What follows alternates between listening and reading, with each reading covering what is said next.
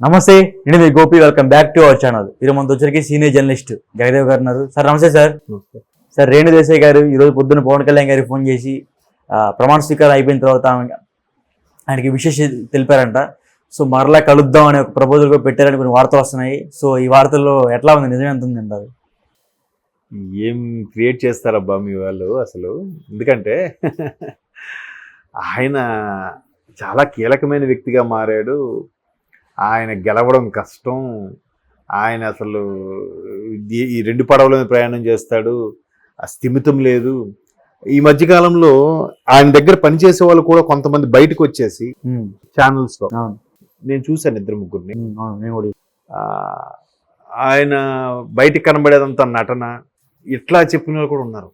అంటే కొన్ని లక్షల మంది యాక్సెప్ట్ చేసే రియాలిటీని ఒక 2-3 బయటకు వచ్చి నటన అని అంటే ఎట్లా? నెక్స్ట్, ఏ ఆడదైనా ఏ మగాడైనా విడిపోయినప్పుడు ఇవాళ రోజుల్లో మనం చూస్తున్నాం, వాళ్ళకి ఇండివిజువాలిటీ పెరిగింది కాబట్టి వాడికి నచ్చలేదంటే కోర్టులో విడాకులు కావాలి, లేదా చుట్టుపక్కల బంధువులకి మిత్రులకి వాళ్ళ మనసు అంగీకరించడం కోసం ఏదో ఒకటి చెప్పాలిగా. ఏం చెప్తున్నారు? వాడికి అసలు కెరీర్ మీద కాన్సన్ట్రేషన్ లేదు, వాడికి మాట్లాడితే వీకెండ్ వస్తే తాగేస్తాడు, పట్టించుకోడు, లేదంటే ఇంకొంతమంది ఆడవాళ్ళు వాడు సంసారానికి పనికిరాడని చెప్పి ఉన్నవాడు ఉన్నారు. అంటే వాడి నుంచి తప్పించుకోవాలి అంతే, ఏదో ఒకటి. అట్లా చాలా గొడవలు అయ్యి విడిపోయినారు. అంటే ఊరికే అభిప్రాయ భేదాలు వచ్చిన దాన్ని విడిపోవడానికి ఏదో ఒకటి సాకు చెప్పాలిగా. దాన్ని మసిపూసి మారేడుగా చేసి దానికి ఒక మసాలా యాడ్ చేసి వాడెలాగా చెప్తారు. అలాగా చెప్పి తప్పించుకుంటారు. విడిపోయిన తర్వాత మరి కొంచెం లేదండి వాడు కొద్ది కష్టం, వాడితో మరి వద్దులేండి అవన్నీ ఎందుకు, కానీ వాడితో కష్టం అంటే ఆడు మంచి క్వాలిటీస్ చెప్పడానికి మనసు అంగీకరించక, లేదంటే మంచివాడు అని చెప్తే నీకేం మాయరోగం వచ్చింది అలాంటి వాడిని వదులుకున్నాను అంటారు కదా, అందుకు చెప్పగా అలా ఉంటారు, అలా చెప్తూ ఉంటారు. బట్ ఈవిడ రేణు దేశాయ్ గారు ఎప్పుడు అలా చెప్పలే. బట్ ఏ విభేదాలు వచ్చాయో తెలియదు. కాకపోతే గౌరవంగా విడిపోయారు కాబట్టి ఇవాళ ఆయన ఒక కీలకమైన పదవి ప్రమాణ స్వీకారం చేశారు. రేపు తెలిసిపోతుంది ఏంటి, ఏ క్యాబినెట్ ఇవ్వబోతున్నారు, ఆయన ఎంత కీలకమైన పదవిలో ఉండబోతున్నారు. ఆయన కలవడం కూడా ఎందుకంటే అటు బాబు గారిని మోడీ గారిని కలిపింది కూడా ఆయనేగా, అది అందరూ తెలిసిన వాస్తవమే కదా.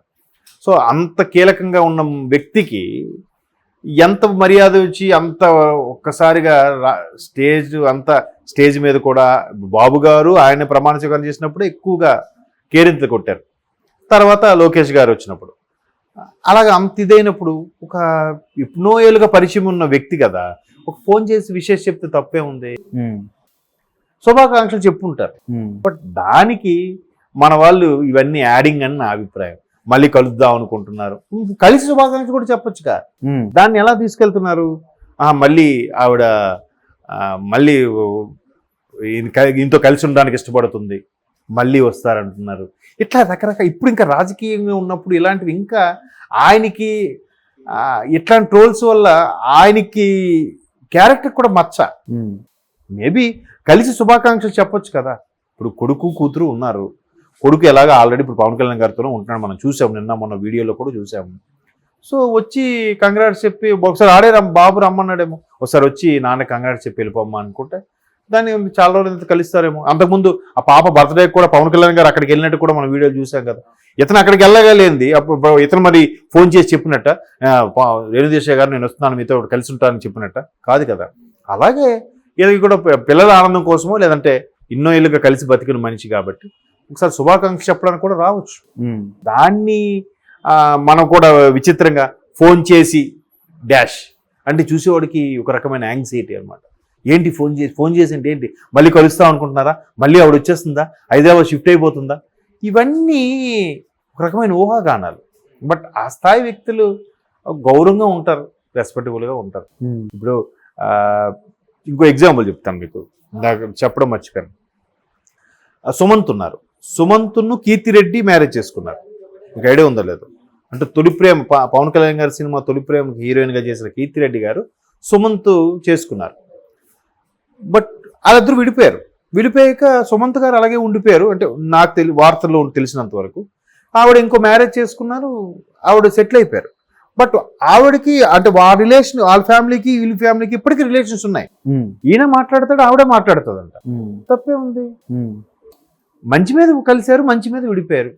దాంట్లో పెద్దగా ఇబ్బంది పడాల్సింది ఏం లేదు. అలాగే మంచి మీదే విడిపోయారు వీళ్ళు, అధికారికంగానే విడిపోయారుగా. ఇప్పుడు పవన్ కళ్యాణ్ గారిని చాలా సందర్భాల్లో 3 పెళ్ళిళ్ళు 4 పెళ్ళిళ్ళు అని అంటే, నేను ఒక ఉంటుండగా ఇంకిద్దరు ముగ్గురు తెచ్చుకోలేదు కదా, ఒకరితో తెగదింపులు చేసుకున్నాక అధికారంగా విడిపోయాకే ఇంకోళ్ళని చేసుకున్నాను నేను అని కూడా చెప్పాడు.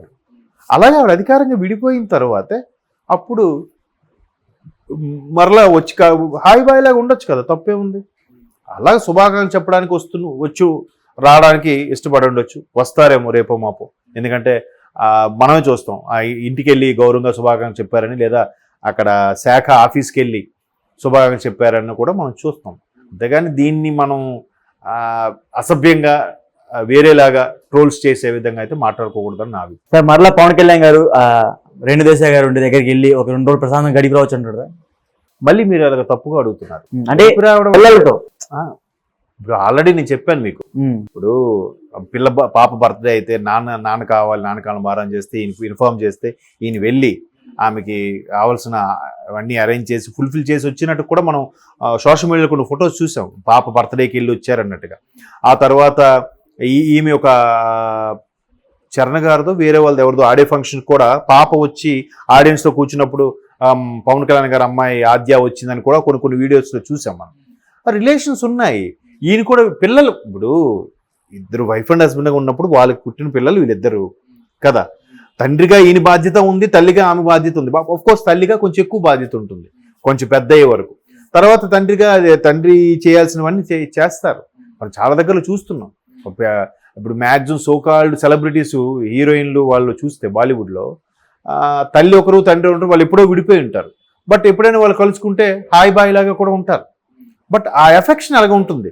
వాడికి ఏంటంటే ఇది నా కూతురు వరకు నేను బాధ్యతగా చూసుకోవాలి, దగ్గర చేర తీసుకోవాలని ఉంటారు. భార్య అంటారా అది వేరే వాళ్ళని చేసుకుని నాకు సంబంధం లేదు, బట్ నా కూతురికి మాత్రం నేను ఇంపార్టెన్స్ ఇస్తాను అన్నట్టుగా ఉంటారు. వాళ్ళు అలా ఫీల్ అవుతారు. మరి కృష్ణ గారివి అది వేరు, బట్ వీళ్ళిద్దరూ చేశారు, వీళ్ళు చేసుకున్నారు. అంత మాత్రం విజయ నిర్మల గారు కొడుకుని వదులుకోలేదు కదా, ఆవిడని తనని చూసుకుంది కదా బాగా. ఈవెన్ కృష్ణ గారు కూడా ఫాదర్ స్థానంలో ఉన్నారు, ఫాదర్ కాకపోయినా ఆయన కూడా బాగానే ఇది అయ్యారు కదా, కలిసే ఉండేవారు కదా. ఎవరు అభిప్రాయ భేదాలు వచ్చినా విడిపోతారు, అది వాళ్ళ వ్యక్తిగతం, మనకు అనవసరం. అంటే ఇవి కూడా నేను విన్న వార్తల ప్రకారం చెప్పిందే ఇవన్నీ కూడా. కాబట్టి అలాగా ఒక తండ్రిగా ఆ బాధ్యత నిర్వర్తించాలి కాబట్టి నిర్వర్తిస్తారు. ఇక్కడ తల్లిగా ఉన్నప్పుడు వీళ్ళు బాధ్యతలు నిర్వర్తిస్తారు. అంటే అది ఇప్పుడు అవన్నీ మూలాల్లోకి వెళ్తే ఆ విషయాలని మాట్లాడుకుంటే కొంతమంది దాన్ని ఏమంటారు మనసు నొచ్చుకోవచ్చు, వాళ్ళ ఆత్మాభిమానం దెబ్బతినొచ్చు. కాబట్టి ఫోన్ చేసి ఒక కీలకమైన పదవిలో ఉన్న వ్యక్తి కాబట్టి, చాలా కీలకంగా మారిన వ్యక్తి కాబట్టి, ప్రధానమంత్రి ఇవాళ స్టేజ్ మీద చూస్తే స్వయంగా అన్నయ్యని పరిచయం చేద్దాం తీసుకెళ్ళడానికి వెళ్తే ఆయనే నేనే వస్తా అని చెప్పి చేపట్టుకొని వెళ్ళి చిరంజీవి పట్టుకొని చేతులు పైకెత్తి, అది మోదీ గారు అంటే చిరంజీవి కూడా ఎంత గర్వంగా ఉంటుంది, అబ్బా ప్రధానమంత్రి మా తమ్ముడు ఎంత బాగా సన్నిహితంగా చేశాడు అని ఒక ఫీల్ ఉంటుంది.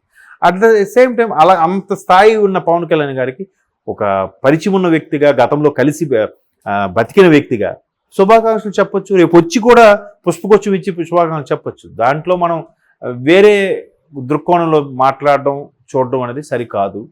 ట్రోల్స్ కొన్ని ఇబ్బందికరంగా అనిపిస్తుంటాయి ఈ విషయంలో. Okay sir, thank you sir.